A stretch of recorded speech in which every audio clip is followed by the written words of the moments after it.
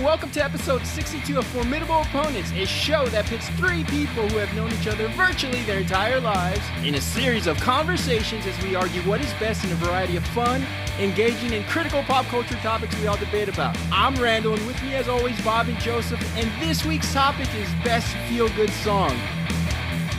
Science has shown us that happiness does indeed make your brain work better. An article on Inc.com cites that way back in 2015, a Dutch neurologist by the name of Dr. Jacob Jolich stated that though music is subjective and music appreciation is highly personal, our enjoyment strongly depends on social context. He found that the happiest tunes are slightly faster than your average song, written in major key and either about happy events or complete nonsense, sort of like this show. In an article by the Washington Post, it was written that scientists have long known about the influence of music on mood, even using pop songs like New Order's Bizarre Love Triangle and Sinead O'Connor's Nothing Compares to You to arouse joy or sadness in subjects during psychological studies. Whether you subscribe to these studies or not, you cannot deny the effect music has on your mood. Feeling down? Maybe you'll put on Everybody Hurts by R.E.M. Feeling love?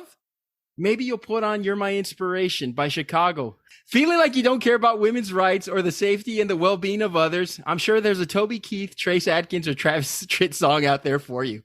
We're all inclusive here at Formidable Opponents, and this week we are debating Best Feel-Good Song. As always, we are here with the two happiest people I know. Bob and Joseph, how are you guys doing? Not very happy. You make my dreams come true. You asked how am I feeling? I'm so glad that we're doing a feel-good song because I have not felt good all fucking week.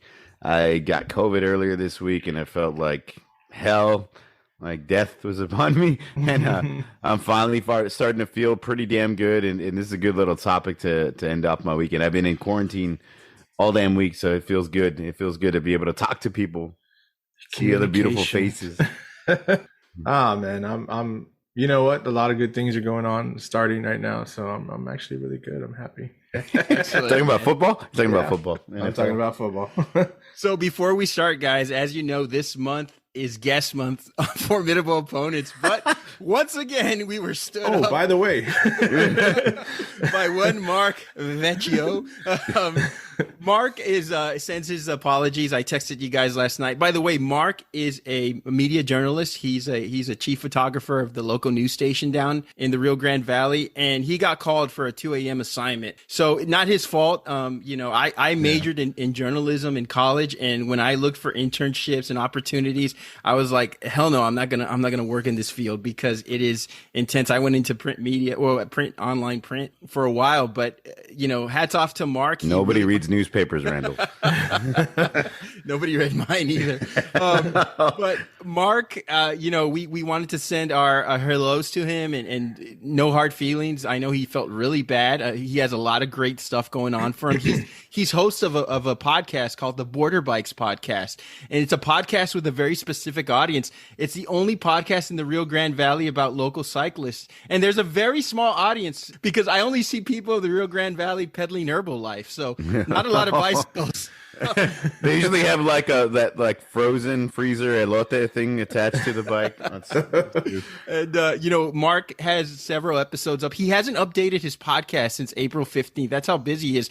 But if you want to check out a good episode, he usually has guests on who are, cycling. Who actually show up? But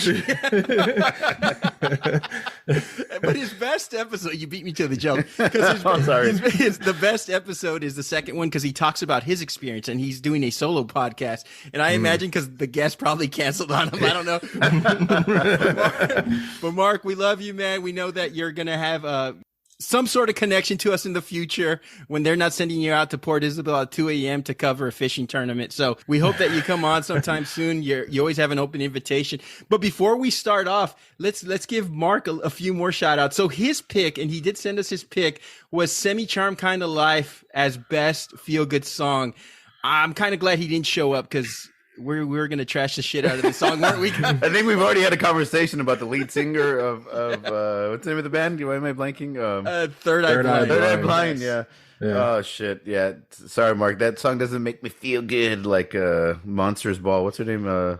Michelle. Not Michelle. Fuck, shit, why am I blanking today? It's the COVID. Halle Berry. Halle Berry, yeah. You know, Go ahead, Joseph. well, I was just going to say real quick on it. I mean, I thought it was an interesting pick because I was going to say that I thought the pick was interesting because I actually do like the song, and I think that, you know, each of our selections that we're going to get into have kind of a personal touch to, you know, or a personal story. So I was kind of curious as to why this song makes him feel good, or why he considers it a feel good song. But like we mentioned, you know, Third Eye Blind songs, you know, Stephen Jenkins lyrics are pretty dark and crazy. So I mean, it was an interesting pick. I mean, I know. I was of all songs, curious. Mark, of all songs, why did that song make you happy? Yeah, I think you heard the dude. There's dude, and he was like, "That's good. That's good for me." there's like double meanings to everything that he writes about. And so like, yeah, I was curious how this was a feel good song. And Maybe you're right. he believes in the sand beneath his toes. It was probably the dude. Exactly. I mean, it is a song. That's a gold record, homie. It's a song about crystal meth. It's a song about sex. Maybe those things make Mark happy. I don't know, but if he has him on camera, probably. But Mark, and also they played this on. Jesus, we're trashing him. Yeah. So you get for canceling twice, bro. They played this on Dirty Work. Remember when Norm Macdonald got fired and his girlfriend dumps him? This is the song they're playing in the background. The only song I remember from Dirty Work is the F fighting music, F7. You just hit F8. But I mean, sex, drugs, and rock and roll. But Mark, you know, we'll have you on the future. But we're picking the topic because this was his topic and he no-showed twice. But Mark, we'll have you on in the future. So guys, let's get moving on the opening questions. Easy question. What makes for a great feel-good song? I don't really know, to be honest. I gotta make you feel good, Joseph. I don't ever feel good. I guess any song that like I guess puts you in a good mood. I mean, it's a pretty simple answer, right? I don't know. I guess you got to have some replay. Is replayability the term? It is now. Yeah, it is. I mean, you got to be able to at least hear it more than once or twice and enjoy actually hearing it. I don't want to say like, oh, you if you're in a down mood, you know, the song comes on and you instantly, you know, are feeling upbeat. But I guess a song that you can stand to listen to. I mean, that's pretty much the best, simple definition I can give for that. So like you're gonna pick Pantera's Walk? Is that what makes you feel good? It makes me feel good. Yeah. Okay. I think it has to be a song that you could brush your teeth to in the morning. The Cholo video, the Cholo video. We'll have to repost that on our Instagram. Just send me a Cholo video of some Cholo looking dude jamming out to Pantera's Walk. Anyways, I think as far as a feel good song, it's got to be something you could like brush your teeth to, get up in the morning. You turn up the volume. You turn up the volume on your radio or on your phone when it comes out. It makes you like instantly smile or whistle or tap your toe or rub your hands together, right, Joseph? It's got to be one of those. It's feel good songs. It's got to make you feel good, man. It's got to be something a little upbeat. It's got to make you smile. It's got to make you. I don't know, man. I think it's one of those things you want to listen to. Where you hear the song on the radio, you're like, oh, today's gonna be a good day because I heard this fucking song. I like that last point, Bob, because to me, a feel good song. It's easy now in the streaming era. We could make lists, we can make playlists, we could have. But I think when a feel good song sort of finds you, like maybe you had a bad day at work, or maybe you're just having a tough time, and you flip the radio and a song comes on. It reminds you of an upbeat time. Maybe you were dancing, maybe you were at a party, and it kind of just elicits this euphoric recall, and it just sort of finds you. And that's what I think a good song really does. It finds you. So many established bands shy away from the feel good hit. Some may see it as hurting their reputations. And in your research, guys, were there any bands that you were surprised by, or were all these bands just predictably happy bands? I wasn't really surprised by anybody. I think it's very, I don't know, I don't want to use the word commercial, but a lot of bands go the commercial route and make this funny, happy-go-lucky type of song, Yellow Submarine type of song. You know what I mean? Something that's fun. It's very commercial. I mean, I can't see Kurt Cobain being like, I'm going to make a feel-good song. You know what I mean? I just could not see that type of thing happening, but I'm not too surprised. I mean, having like Ice Cube do a fucking kids movie and then doing Pharrell doing I'm happy for the trolls. But like, it doesn't surprise me that these guys, you know what I mean? They all have kids eventually, they become dads and they make a feel good song, at least in those situations. So I'm not too surprised by anybody who's made a feel good song. Yeah, I can agree with that. I wasn't surprised. A lot of the songs that get put into, to be honest with you, when I was doing, the research, I guess, for this, that I did like 2 months ago. It's a lot, bro.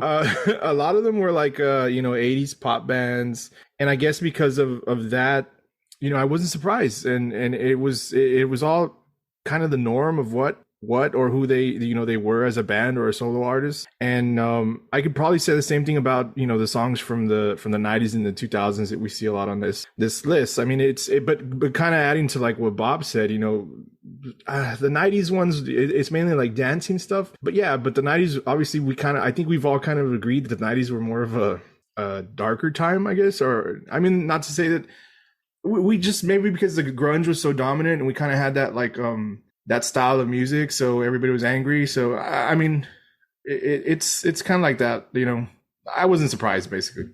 I think the only thing that surprised me was Alanis Morissette following "You Ought to Know" with "Ironic," because "Ironic" was a very upbeat song, a very upbeat video too, because it had the 4 Alanis Morissettes. The lyrics were kind of dark still, but it was definitely more of an upbeat song. Definitely more upbeat in the tone, but like the lyrics are kind of fucked up, so. Yeah. That's true, man. I mean, her ex-boyfriend had his hand up a puppet's ass, so she has a little bit of fun in her. All right, guys. Sort of diving into our honorable mentions. Give me the one feel-good song that you are most ashamed of liking. Go ahead, Joseph. I don't think I can give, because as far as the honorable mentions I'm gonna get into, that we're gonna get into, I like all these songs. So it's Wham's "Wake Me Up," right? I don't it's Wham's know. "Wake Me Up." You don't like George Michael? I don't like this guy. Doesn't like George Michael. I don't really have one, man. I'm sorry, I can't give you one. What about you, Bob? I think I'd have to go with like the Village People YMCA, man. You hear that at a wedding? Can you not like that fucking song? Everybody knows it. If you're drunk, you know how to dance it. There's not a lot to everybody it, man. knows it. Everybody knows it's a fun feel good song at a wedding. So I think I'm not too ashamed of it. I wouldn't be. It's like the original wedding song. I have two. I have "Walking on Sunshine" by Katrina and the Waves. I knew it. I fucking knew that you were gonna pick that one. As soon as I saw the video earlier today, I was like, Randy's gonna talk about that one. It's gonna be an honorable mention or something. I guarantee you.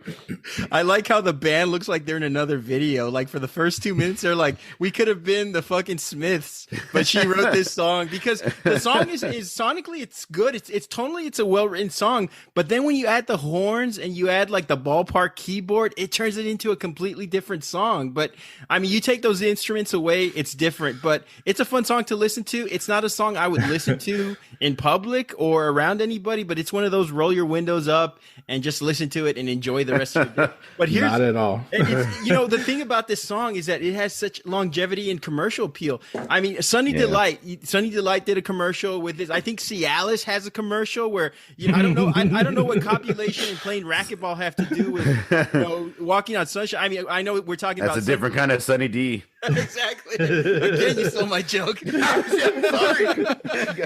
It's this COVID stuff, man. It has me on my toes. But no, exactly. Go ahead, Joseph.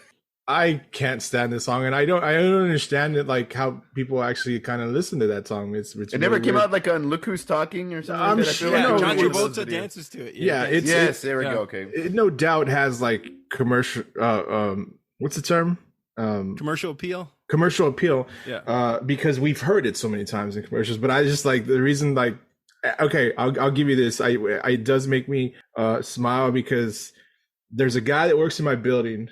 A different department, but he always walks around like in a happy, like go lucky mood. I mean, he's always coming around. He's like, always walks in, to drop something off. And he's like, hey, everybody, how you doing? Hey, this and that. And I was talking with my coworkers that were real close to me. I said, that motherfucker is happy all the time. Like, why is he so happy? I go, he's probably walking around this building with, I'm walking on sunshine in his head. And I'm like, that's what he hears when he walks around. Another one I'm kind of ashamed, but "Believe" by Cher. I think it's a good my song. Lord. It introduced the masses to auto tune and led the way for T-Pain to have a career. But I don't know. I do have a story. I won't name any names, Bob, but it's a cousin of ours. Oh, and shit. I got into his car and he had this song playing, and immediately he looks at me and says, "Oh, it's my wife's CD." And I was like, "Hey, man, it's a good song." And we just jammed to it and we enjoyed a moment of sharing. I don't think you should have shared that with the world. But great song. And I think most people will agree with me. So let's go on to our honorable mentions, guys. Bob, who'd you have for your honorable mentions? I'm just gonna name four that really stuck out to me. Bob Marley's Three Little Birds, definite feel good song, man. I love that one from Marley. Tom Petty's Free Fallin', baby. I think of what's the name of the movie? Jerry Maguire. He's singing in the car after he signs Rod Tidwell or whoever. Mr. Blue Sky by ELO, Electric Light Orchestra. Great fucking song, man. Great song. I also have Uptown Funk by Bruno Mars. Good one. The Beatles, All You Need Is Love. Probably not their most famous song, but I think it's their best feel-good song. We got to mention Michael Jackson, Don't Stop Till You Get Enough. That's a good one. It's a good little song. Makes you feel good, makes you want to dance.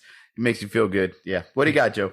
I got a few, and if you all are surprised that I chose these as honorable mentions, then pretty cool. I have no shame in saying that I like any of these songs, like with the previous question. Anyway, I did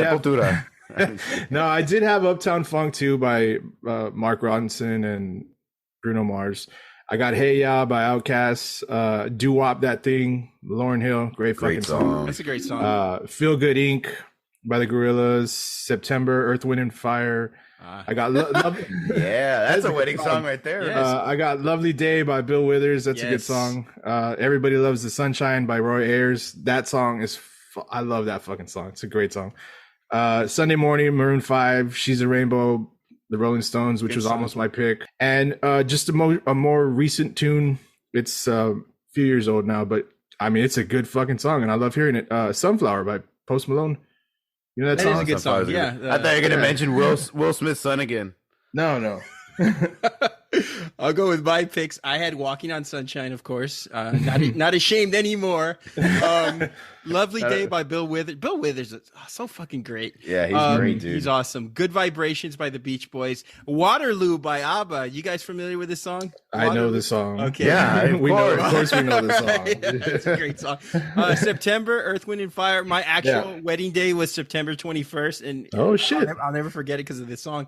Nice. Only because of the song? Only because you get your ass kicked after of my love for my wife. I got it inscribed in my ring too, just in case. I Got You by James Brown. Nobody understands what's going on with James. Nobody understands what's going on with me right now. Okay. ABC by the Jackson 5. We Are Family by Sister Sledge. I'm so excited by the Pointer Sisters. I mentioned Believe by Cher. I'm a Believer by the Monkees. Move On Up by Curtis Mayfield. Uptown Girl by Billy Joe. It empowered short kings everywhere. Just the difference of height between Christy Brinkley and Billy Joe is just so fun to watch. And then lastly, I will mention You're the One That I Want, Olivia Newton-John and John Travolta. Could I spend a few seconds, guys, talking about Olivia Newton-John? We lost her recently. Rest in peace. Your thoughts on her career? I think Twist of Fate is her best song, but what are your thoughts about Olivia Newton? Because in the early 80s, you guys might be too young to remember, but she was huge. Let's Get Physical, Twist of Fate, as I mentioned before, the Grease soundtrack. I mean, she was one of the biggest stars of the early 80s, and just your thoughts on her real quick. The Twist of Fate definitely is her best song, at least in my opinion. I mean, she was so huge because of Grease and because she always seemed like a really sweet person, and everything you'd see her in movies and commercials or on the red carpets or wherever, she seemed like such a great person, and everybody had like nothing but really nice things to say about her. And it's, it's sad, man. As we get older, these legends, these actresses and actors and musicians, they're getting a lot older too. And somebody who was popular when we were kids, now we're not kids anymore. We're a lot older now. It's so sad that, that generation, we might start losing people. And I think it's a pretty big loss. Yeah, for sure. I wasn't too familiar with her career, to be honest with you. I only really knew Let's Get Physical, but no, Grease. And I knew she did the Let's Get Physical song. But it's still, the Grease is like so iconic. I mean, they've been showing it a lot on TV. So I think I caught it one time. And that's actually that can be kind of like a feel good movie, to be honest with you. Yeah. You can watch that movie over and over and laugh at how old everybody looks when they're supposed to be in high school. But no, that movie is going to live on in time. And I think we've talked about it before, how this, in my opinion, the second one sucked. There was no point to it because the first one was so great and so iconic. And of course, Olivia Newton-John was part of that. And she's the reason why that movie was so iconic. So she's an icon. Rest in peace. Loss. I do agree with you, Joseph. The guy that played Sonny, that guy had to have shaved like 2 or 3 times a day. There's no way that guy could pass for a high school student. I mean, it was just ridiculous. I mean, you thought Rizzo was bad. The guy that played Sonny, that guy looked like he had like a kid in high school. Having said that, I saw your old like yearbook from like 1992. Everybody had a pretty thick mustache, so I don't know, man. He might give him some competition. Don't talk about the girls like that, all right? Yeah. Anyway, so let's. Okay, so right now we're going to break away for a moment to talk about our partners at Athletic Greens. Our partner has a product that I literally use every day. I'm talking about Athletic Greens. So what's in this stuff? With one delicious scoop of Athletic Greens, you're absorbing 75 high-quality vitamins, minerals, whole food sources, superfoods, probiotics, and adaptogens. It's incredibly delicious and nutritious for you. Contains less than 1 gram of sugar, no nasty GMOs or chemicals or artificial anything, and it still tastes delicious. It supports better sleep quality and recovery, supports mental clarity and alertness. It's one of the best things you can do for your body. And to make it easy, Athletic Greens is going to give you a free 1-year supply of immune-supporting vitamin D and 5 free travel packs with your first purchase. And all you have to do is visit athleticgreens.com/emerging. Again, that's athleticgreens.com/EMERGING to take ownership over your health and pick up the ultimate daily nutritional insurance. And that's Athletic Greens. All right, everybody. So we're back and we're going to our picks. Bob, what do you got for us? Okay, so jump starting off the show, man. There was only one song when we talked about this topic last year when Mark was supposed to first show up on our show. When we came up with what's the best feel-good song, I don't think anybody could top my pick. It's Don't Stop Believin' by Journey. This is a song played at ballparks, at stadiums. This is a song when it comes out on the radio or in a bar or on 6th Street. It doesn't matter where you are. You stop, you jam out, you sing along, you scream along. It's one of those songs, man, that makes you feel good. Just like the topic of our discussion today. It just makes you feel good in all the right places. It makes me, I know it makes me whenever I hear the song, I got to sing along with it. Journey's one of my favorite little bands from the 80s and 70s, and I love this damn song. It's such a pick-me-up. A funny story, we went to go see the Longhorns, Texas Longhorns football game a few years ago, and at the start of the third quarter or fourth quarter, whenever it was, they set off a bunch of fireworks and they started playing this song and the whole damn crowd went nuts. Joseph, you were there. We went to go see you kick Iowa State's ass. It was a cool little moment because I didn't know they were going to play that song at the stadium, and everybody's into it. The crowd's into it. Everybody's having a good time, and it's just one of those songs, man. I don't think it'll ever get old. I think it has like a distinction. I'm probably going to piss off a lot of people by this, but like Sweet Caroline kind of has that, okay, I've heard enough of it. Like, you don't really want to sing along with it unless you're from Boston. But the Don't Stop Believin' by Journey, man, that's a song. I don't care where we are, what stadium, what team, what bar, where I'm at. If this song comes on, I'm singing along with it. First of all, we're very big in Iowa, so apologies to our Iowa listeners, especially in Des Moines. I said we beat Iowa State. I didn't talk about Iowa. We love your corn. Anyway, first of all, kicked your ass too. I should say, second of all, you picked a song that Tony Soprano got murdered to. So let's start off there. Okay, so it is a very nostalgic song. That's true. I mean, it'll get the crowd pumping. It's got great guitar. I think Stephen Perry is one of the best, one of the most preeminent voices of the 80s. I mean, and he's an outstanding, not only an outstanding writer, he's an outstanding singer, and I love hearing his voice on Journey. I know they got somebody to replace him. It just hasn't been the same, Wish he would have stuck around with Journey for a few more years. But think about the memories that this song elicits. You're a kid. It's the middle of the night. You wake up out of bed, you see the kitchen light on, and you're thinking, I'm going to eat the leftovers of my Happy Meal dinner. And then you see your parents arguing, and your dad storms off in his 1982 Ford Thunderbird and peels out of the driveway with this song blasting with the windows down. How is this a feel-good song again? Anyway, maybe that's just a personal... It sounds very personal. Very personal. Never happened. I'm kidding. Okay, I love the universe. I love the universal appeal about it, how it's so anthemic and it's so pulse pounding, because you're right, Bob. You play this in a stadium, people are going to sing along to it. It's a very karaoke friendly song. You don't have to sing well like Stephen Perry. You just have to know the lyrics, and it has that sort of like up and down, sort of like the song rises and it sort of ebbs and flows. So it's just a fun song to sing along to. I'm probably the only one on here that's old enough to remember when Journey was arguably the biggest rock band in America. The videos, the posters, the Atari game. I mean, and what shocks me is that Journey had bigger hits. I think Open Arms was their biggest hit, but this song constantly awakens a resurgence with every generation. This song is never going to go away. I mean, let's face it. Your kids are going to be singing Don't Stop Believing. Their kids are going to be singing. It's going to be on, graduations from here to the end of time. And it's a fun drunk karaoke song. I'll give you that. And it's the, they're singing my song. It has that connective tissue to the band. And I think that elicits such a positive response. I don't recommend taking midnight trains going anywhere, especially alone, unless you like the smell of urine and uncomfortable bearded stairs. But for me, it's a little too much of a drunken, that's my song. And, I said that's one of the strengths, but to me, that's also one of the weaknesses. I think the tone and the focus audience that this song caters to sort of cuts it off to everyone. It's the best feel-good song for unrequited love mixed with sweat and shots of tequila and regret, maybe even some blood. I don't know. You see that a lot at graduations? I see that a lot, just period. All right. I think you have to be in the mood to listen to this song. And this song has such a narrow audience. I think, anybody from the age of like 18 to 35 like owns this song, and no matter what. And that's the strength of it, because you could be 18 to 35 20 years from now and you're going to fall into this demographic of what Don't Stop Believing means to you. But it doesn't go past that sort of contingency or that age range. And those are just my thoughts. Joseph, what do you think? Sorry. I had to look at my notes again because I was like, what the fuck did I write a month ago? We'll cut that Thanks, out. Mark. We'll keep that in.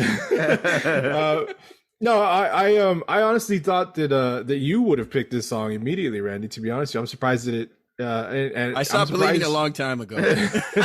I'm surprised. I remember it took you a while to come up with a decision when we were first going to do this. Yes. And I'm even more surprised with what you picked. So we'll get to that later. Does this song make you feel good? 90% of the time, hell yeah. We all love this song. It's a classic. That other 10% is for the guy or girl out there that it actually, might apply to. So they're like, it brings them feelings of dread or sadness. But I think this like how you both have mentioned, how Bob talked about, I think the setting is going to depend on how people really enjoy this.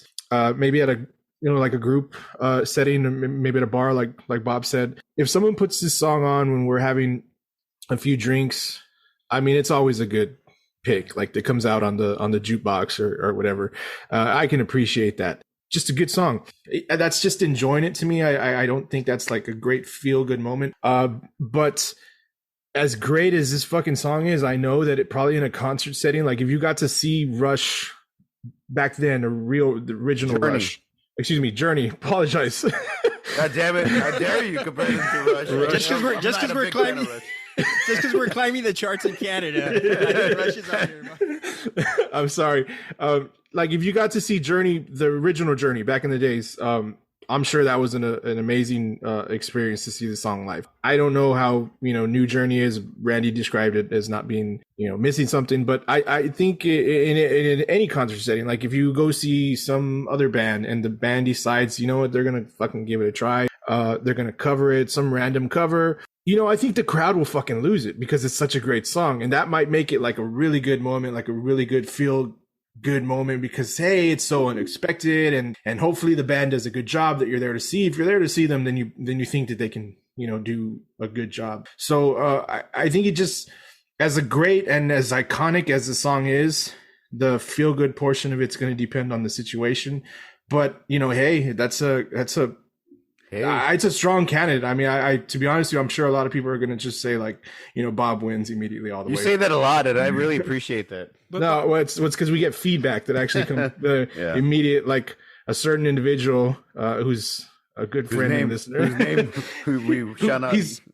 He always likes to pick Bob for some reason. You think about Joe Michael? Maybe they're related. Yeah, I think so. But let me ask you both this. So, look, I'm looking at some of these lyrics. Some will win, some will lose. Some are born to sing the blues. Is this kind of like a mix? Sorry, I can't hear that without thinking about Joe Swanson in the Family Guy episode. Oh yeah, some Family Guy. Some lose. So is this more of a pick-me-up motivational song than a overall feel-good song? Is this a song that you listen to when you're feeling like shit to stay feeling like shit too? I mean, no, I don't get that vibe. I get a good vibe from it. No, sir, you need help, sir. I think it does really make you fucking feel good. Like it depends on the situation. Like I'm not gonna feel great, hearing this song when I'm just driving on the road. Like I think the setting. That's why I said. What if we're driving fast? What if we're driving fast? What if we're driving to the beach? Come on. I don't know. They killed Tony Soprano to it, so I just. It's still a better song than the opening theme song.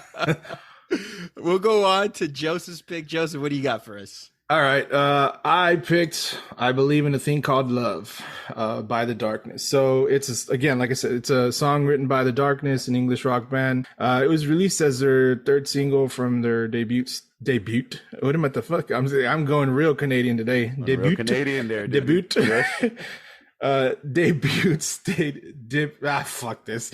Studio album Permission to Land. Anyway, it was released in September 2003 and it peaked at number 2 on the UK singles charts where it's originally, originated from, which I thought was weird. However, the song charted worldwide, becoming a top 10 hit in Ireland, New Zealand, Sweden, as well as the US Billboard Modern Rock charts. So facts out of the way. This song, I'm pretty sure I was introduced to the video first, actually seeing the video one night. I'm pretty sure we were either at least hanging out and drinking, or I was, watching MTV2 because back then they would at least still play music videos, or I might have seen it on my own. Either way, like I said, I was introduced to this song by the video, which great video, by the way. The guitar intro, I think, is brilliant. It's simple, but it's ear catching. It immediately takes you back to that classic rock sound that we all love so much, obviously, because we talk about it all the time. So again, the video, suddenly this long-haired Robert Plant, / Freddie Mercury-esque English frontman is lying in bed in a blouse, and you're like, what the fuck is this? But that song has you hooked. Like you're drawn into his angelic falsetto, and I don't want to get too much into the video because it's supposed to be about the song, like I said, but real quick, the video kept, it keeps you entertained. So you keep listening to the more and more to the song, and the song gets better and better. I mean, I love this fucking song. This is the definition, I guess, if anything, if any way I can describe a feel good song. I love hearing it. If I'm out somewhere and the song comes on, I'm like, fuck yeah.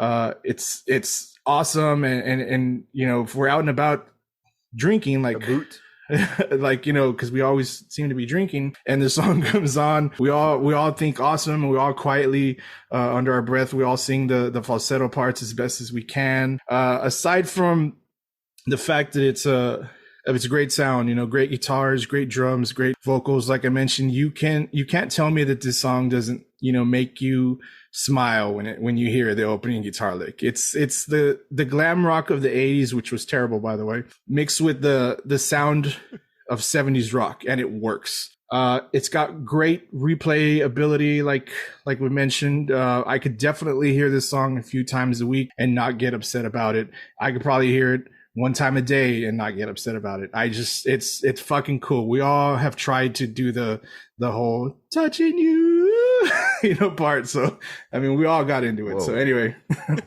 that's my pick. All right, Joseph. So we got Canada on our mind. I shared with Bob and Joseph that we climbed 269 spots in the Apple Podcast music commentary charts in Canada. So we love you, Canada. Thank you, Canada. We love y'all. Thank you, Canada. Thank you. I'm Yes, a we huge love you fan guys of so much. Canadian maple Yes. syrup. We don't know who we're behind, but I'm sure it's somebody who's talking about like Rush for like his old podcast. But we love him too. Anyway, this was a very unique choice, Joseph. I think many of us had forgotten about this song, or at least hoped to forget. Now, it's actually a pretty decent song. In your defense, I don't think this is the last we've heard of this song. No, I bet you anything it gets a resurgence. It'll be on some movie, some superhero movie, or some TV show. We're gonna get reintroduced to the masses are gonna get reintroduced to this song. It's just like a Kate Bush style.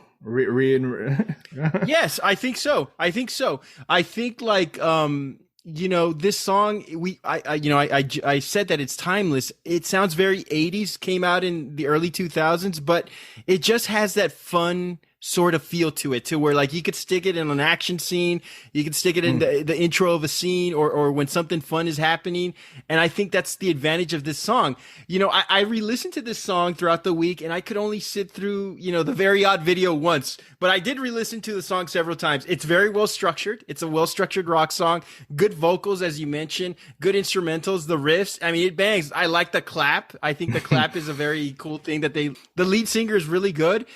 It didn't chart very high in the US, 119 on the billboards. And I don't know how it did in the Canadian charts. I don't know if it's probably above us, but anyway, it did well in the UK. Maybe we weren't ready for it. Like we weren't ready for Benny Hill. A lot of British acts fell into this trap. Blur didn't hit big in the United States. Robbie Williams, Stone Roses, who are awesome, didn't hit big. Elastica, the Libertines, all great bands, but did not hit big in the United States. And I think that's what happened to The Darkness. It's clever. I read Taylor Swift is a fan, if that means anything.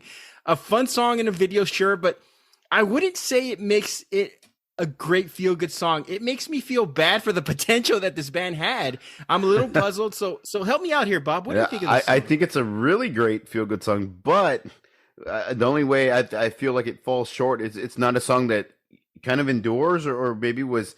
I think that the band, I agree with you both, y'all. The band should have been way bigger than what they really, what they ended up being, at least here in the United States. That 60s revival garage band, got a little Queen mix in there, Freddie Mercury. I really dug this song. I really dug the sound. I really like this band.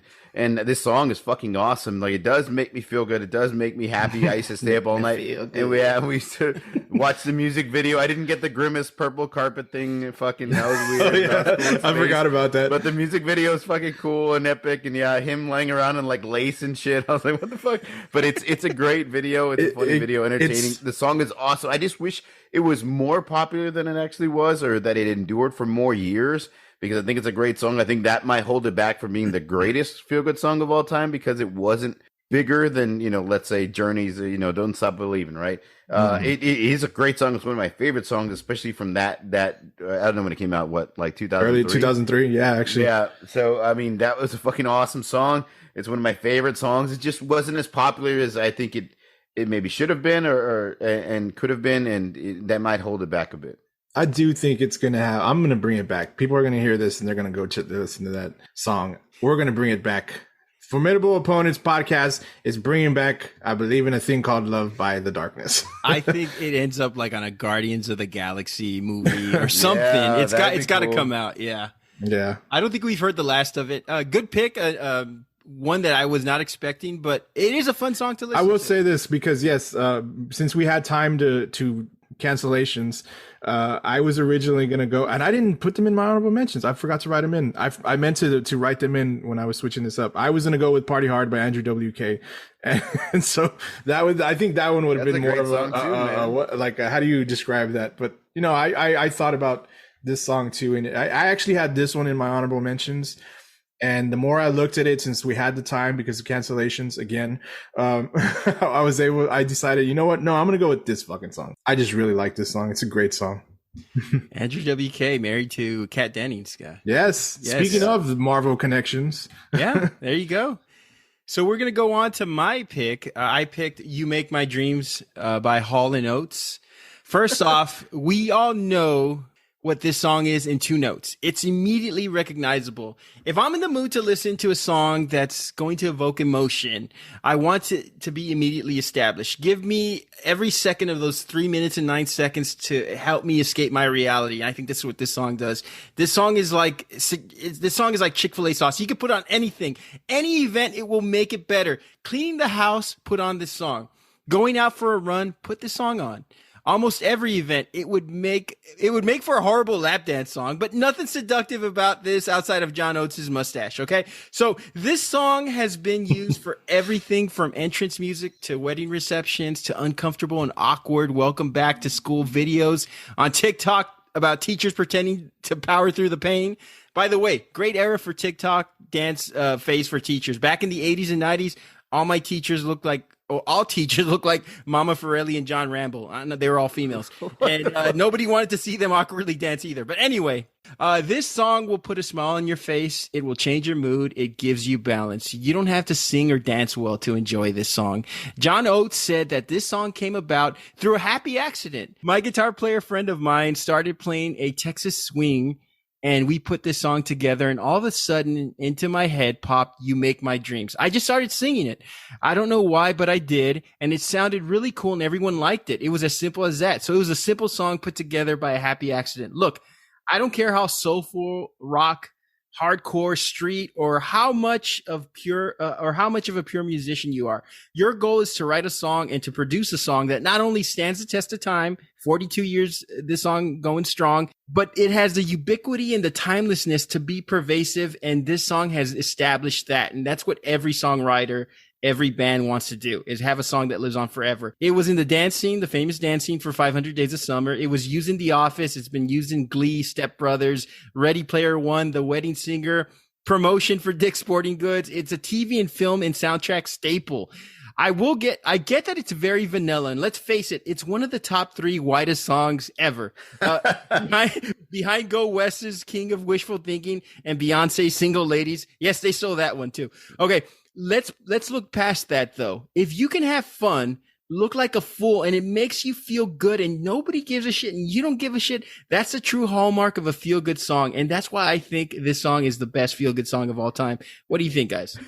I think that you have to, first off, I can't hear the song without thinking about The Wedding Singer. I know you've mentioned it's been in commercials and different movies and yada. It's The Wedding Singer where they're trying on dresses and like they're trying to get the guy, the limo driver doing the little thing, whatever. Anyways, I always think of this song that it's connected to that movie, and I can't disconnect the two. The one thing I could say about this song, because it's a really good feel good song. But if you don't like 80s music, I mean, this is the quintessential, you mentioned a white dude 80s song, you know what I mean? If you're not into 80s music, it's not like a timeless song. Like a song that could be played in the 70s, 80s, 90s, 2000s, you can still play it. And it's such a great, great, great song. I think it's very 80s and very commercial 80s. And so I think that could hold it back from being the greatest of it. Is it bad? Hell no. Is it really fun and entertaining? For sure. Do I want to turn it louder? Do I want to turn it louder when it comes on the radio and drive faster? Definitely not. I probably want to raise my windows. It's not I won't sing along with this song. It doesn't have the same appeal as say, maybe like Cher, but it's an entertaining song. It's definitely a feel good song. It's very upbeat. I like it, man. I really do like it. It's just not my. I don't think it's the greatest of all time. If we're gonna throw it into that category. What do you think, Joseph? Like I mentioned earlier, I was surprised at the pick that Randy ended up settling on because it took him so long to come down to this selection. I would be perfectly honest and upfront. Hall & Oates is not for me. I get no feeling I get no feeling of good listening to this song. And I understand it's I think I read it's like an homage or a love letter to someone who, if you listen to it, I mean, you hear that, who just obviously makes the writer feel so good about meeting them and being in their lives. But honestly, I can't stand the song. You mentioned how you can put the song on in any situation and it makes everything better. How? Cleaning house, Randy? Like really? Like I hate Put cleaning. it on. I I hate cleaning the house. I know. Let's put "You Make My Dreams Come True" on by Hall & Oates. Absolutely not. I'm gonna destroy everything. If I'm gonna put a song on, to clean the house and move the furniture around, it's gonna be Dire Straits' "Money for Nothing." I should have mentioned that song. That's a good one. By the way, Mark, we're not just shitting on your pick; we're shitting on everybody's. Yeah. Okay. Back since you mentioned it, I don't the term "shit on a pick." I don't want to shit on your pick this bad, Randy. I really don't. That's okay. But I really can't. I really can't relate to this song. I can't. I've never been in a situation where I wanted to hear this song, where I was happy that it came on. I can be in a room somewhere and shares if you believe, what's that song? Believe. Yeah. And I'd rather hear that because to me, better voice. I mean, that voice But Cher's do you voice believe is iconic. in life after love, Joseph? Yeah, I know this song has an audience. I know this song because I don't fucking hate every Hall & Oates song. Like this, I'm sorry. Let me rephrase that. Hall & Oates they're not for me, but I don't hate all their songs. What's that one? I can't go for that. No, they do have. She's some good Gone songs. is a great song. Come on. But this one, it doesn't. Like I know to me it's funny. Like Bob mentioned, The Wedding Singer. It's a funny scene, and I think it's mainly funny because of Patricia Arquette. No, not Patricia Arquette. The weird lady in line that asked for a bite of the Alexis cake. Arquette. Oh, and the lady that's The like weird lady in line that asked for a bite of the cake, cake, like opens her mouth, and she opens her Adam Sandler's mouth like, "What the fuck?" out of nowhere, like what the fuck? Yeah, exactly. But yeah, no, it has its moments for movies, and I think you can use it for scenes, and it'll make a scene happy like you did for The Wedding Singer. But I just it's never gonna I'm never gonna be happy that it comes on the radio. I'm sorry. Never gonna get it. I understand. I do think that this song has a long lasting appeal in terms of montage clips, right? Like, Oh okay, yeah, definitely. I can see that for sure. Yeah, let's go on a date and Very much so. There's a funny part where the guy bumps into a waiter, or the girl has spinach in her teeth and she's smiling and the guy thinks it's adorable. What song are we gonna play? We're gonna play "Make My Dreams Come True" by Hall & Oates. It has its audience. Yeah, it does. And I'm one of that audience. Feel good songs, guys. Are they here to stay as long as we have animation movies? I mean, where do you see this genre headed? Has it been? One thing I noticed, guys, is that we didn't mention any sort of popular dance type songs like the Macarena, because I know that song is about a woman who sleeps with her boyfriend's best friends, and she legitimizes it by dancing or whatever. But I mean, has this genre peaked? Because when we watch movies nowadays and TV shows, it's almost like these songs get plucked from 30-40 years ago and get placed because we're so familiar with them. So has this genre peaked? I mean, No, I don't think so. I mean, "Happy" was like one of the biggest songs on the planet for a good long while when it came out. In the Trolls movie, or was it Minions movie or Trolls movie? Minions. Minions. I'm sorry, it was Pharrell. Minions. Yeah, with Pharrell. So, I mean, that was huge. I think they're kind of bringing back the nostalgia. Well, first, we've done a bunch of cartoon digital movies are huge right now. But I think since the 80s, we've talked about that nostalgia comeback. I think the family movie type of thing is making a comeback as well. So I think there's a good place for this type of song as far as people creating new songs, new feel-good songs, especially with TikTok and all this other shit going on right now in the world where everybody's trying to make that become famous and become a millionaire. Like, what's the easiest way to do it? Don't write a deep, thought out, heartbreaking song. Write something fucking commercial that they can throw in a goddamn movie or a commercial itself. That way you can make it rich quick. Like I think that there's a really good chance that we could see a lot of these type of songs coming up in the near future. Mm-hmm. Yeah, I agree. I don't necessarily call it a genre. I mean, there's always gonna be an artist that writes a song for a particular feeling, and let's be honest. Like the ones that we mentioned, a lot of them are maybe a poppy. Not like you mentioned, they're not so much dancey.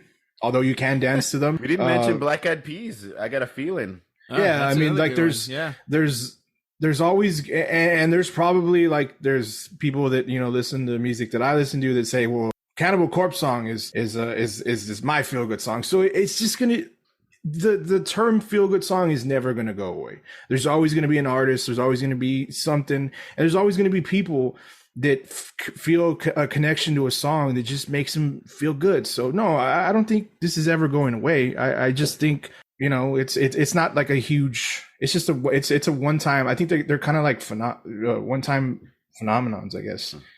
They come out of nowhere.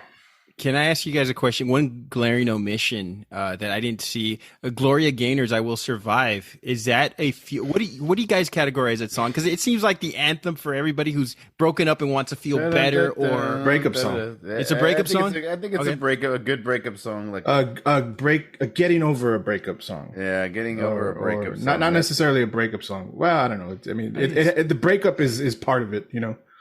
I think that's fair to say.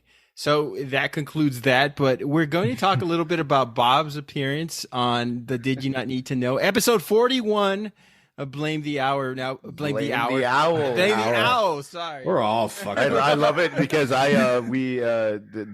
we talked about the staircase, and you know, there's an owl theory that one of the girls, Jen, she thinks it's like so outlandish and so crazy, like anybody could believe that theory. But she, like, funny on her Instagram for Did Not Need to Know, they posted a poll like, who actually believes the owl theory? And I went on with like my account and picked I believe in it. Then I went on with ours, picked it.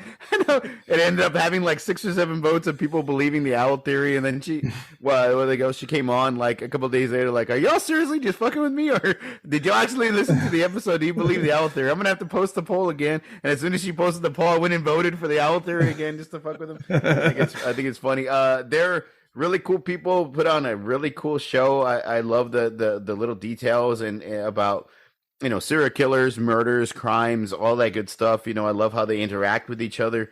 They have a really cool show, a really cool concept, you know, true crime podcast. You know, there's a lot of them out there, but they have a really good dynamic with each other, and it's really funny and it's really interesting. And a lot of it's kind of fucked up because a lot of the details and crimes and murders. If you're into that kind of thing, I definitely check it out. They have a cool show. Yeah, we love listening to them. And Bob, I was really impressed. I thought you were a great contributor. It was a great listen. I was really impressed with the empathy you displayed when talking about Michael Peterson's lurid sex computer pictures. I felt that was very narrative. Like you really related to that. You really defended him on that one. I was like, oh, this needs to be edited. He is what he is. He's a beautiful man. But great episode. Please check them out. They're not only great hosts, but they do their research, and they got a great podcast, and we love listening to them. So did not need to know. Blame the Owl is the episode we're talking about. Last thoughts, guys. Any suggestions, recommendations before we wrap up? You know, if you're looking for something, you know, a feel good song for yourself, go through your own. Hey, I hope you listened to this episode and you agreed with some of our picks and that you liked some of our honorable mentions. But I mean, go out there and go look. If you're like, you know, at least our age, I still have a CD booklet with like 50 CDs in it. You know what? I might pull that down and start going through it and picking songs from there and making my own feel good playlist based on, you know, everything that I listen to. Based on CDs, CD player, CD player. Oh man, I love feel good songs. There's a time and a place for them. Like I said, if you're having if you know it's going to be it's a Monday and you want to start off on the right foot, I mean, feel good songs the way to go. If it's like Happen Chance, it comes out on the radio like we talked about, Ran. That's even better. That it just like pops up on random. That's even better. It usually makes you feel good, makes you crack up, laugh. You know, brightens your day a little bit. So I think it was a cool little topic. I think it's a fun little topic. It's something that you probably wouldn't think about that we do, but I think it's a fun little topic. These are some cool songs that that's kind of fun to talk about. Yeah, this topic would have been awesome like about a month ago when we were supposed to. We were fired up for it. No, yes. I think we might have talked about it. I was like actually on time for this. Like I had written everything out. We the plan is like, you know, like, oh, we say 8:30, but we mean like 8:45 because that's about the time I finally decided to get on the computer. No, I was sitting at my fucking computer at like 8:28 and I'm like, I'm ready to go. And it just didn't happen. I had so many questions for Mark, not necessarily about bikes, but he's a photojournalist. We're just fucking with you, Mark. Yeah, we love it. You know, he's been around a lot of like big media news coverages for the Valley. So I wanted to ask him, did you ever see like Donald Trump pull his wedgie? Did you ever see Dak Prescott complete a pass over 20 yards? I had so many questions for him, and he didn't show up. And he's also getting married too, so I thought it would be a cool little segment to offer him some marriage advice. I know he likes to ride bikes, and I was gonna say, you know what?